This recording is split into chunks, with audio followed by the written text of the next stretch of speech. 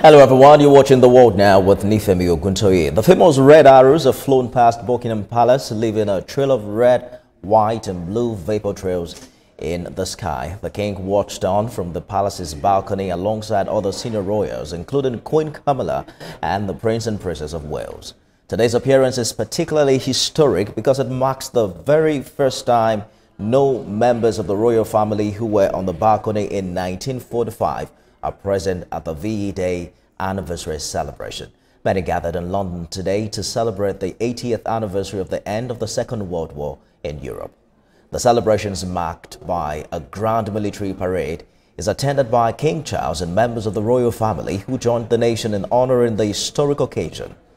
The government has planned a series of events in the run-up to the anniversary of Nazi Germany's unconditional surrender that took effect on 8th May 1945. It's observed around this date in many countries, including France, the United States, and Russia.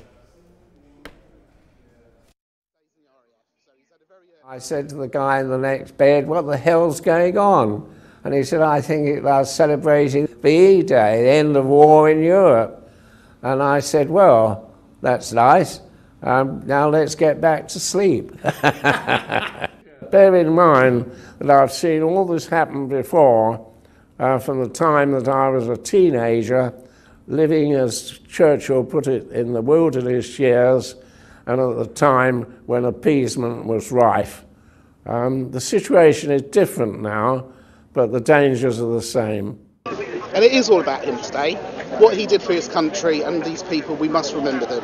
But he's very, very excited. He was up at 4 o'clock, polishing his boots like he always has from his days in the RAF. So he's had a very early start. So my dad, Norman Brown, he's 101. He is from Newcastle and was in the RAF during the Second World War.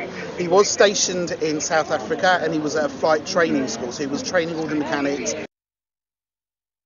Let's bring in political commentator Olabode Osenie, who joins me live from the UK. Mr. Osenie, thanks for joining us on The World Now. For the first time since 1945, we are seeing no royals who appeared on the balcony during the original VE Day celebrations present today.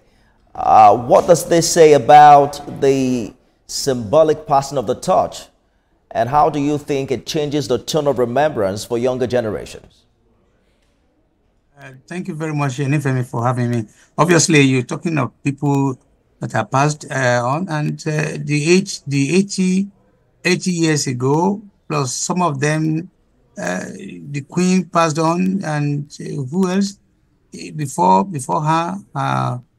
They all passed on. So you're not going to expect anybody of around 100 years to still be alive. So that's not really a major issue. But the most important thing here today is that the torch will always continue to be passed on to the next generations of the royals. So when King goes, it will come to the turn of his King William or whatever he is. So it becomes a routine. It's something that happens all the time, and every time there's always somebody that will appear on the balcony of the Buckingham Palace. King Charles has made veteran welfare a priority. Beyond today's fly past, Mr. Osenie, what tangible steps has this monarchy taken under his reign to ensure World War II sacrifices aren't reduced to mere pageantry?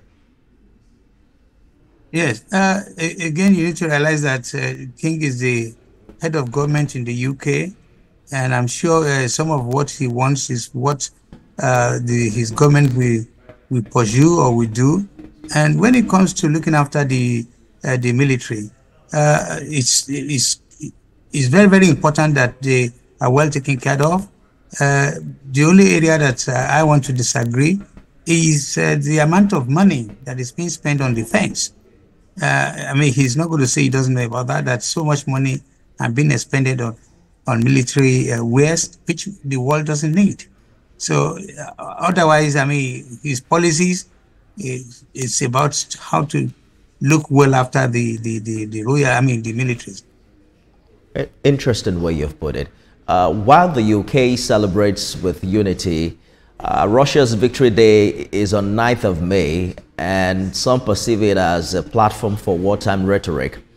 But how do you think today's event reflects the need for the West to reaffirm democracy amid current global tensions? For me, as a political analyst, I look at today's celebration as not all that anything to be shared about, because when you look at the extensive tension all over the world, problem all over the world, a good example is what you mentioned, the ongoing war in Ukraine and Russia, and also the pending tension between Pakistan and India, and also the not yet concluded Gaza and Israel war, and also the tension in Iran and many other neighboring countries. This is not a good reading for people like me who make analysis on using the indices of how the world is as we speak. I think the world could do better if a fraction of what is being expended on military wares now are used or spent on promoting peace. And that is what the world is not doing as we speak. That is clear. Everybody can see that. The tension remains, and well, we need to be we don't know. It's not like when anything goes wrong, it affects everybody. Russia holds the largest number of nuclear heads, and you know what that means. If anything were to go wrong with them, they may say we don't have any option but to use it. Good place to leave it. Political commentator Olabode Osenie live for us in London. Thank you for talking to us. Thank you very much, Nifemi.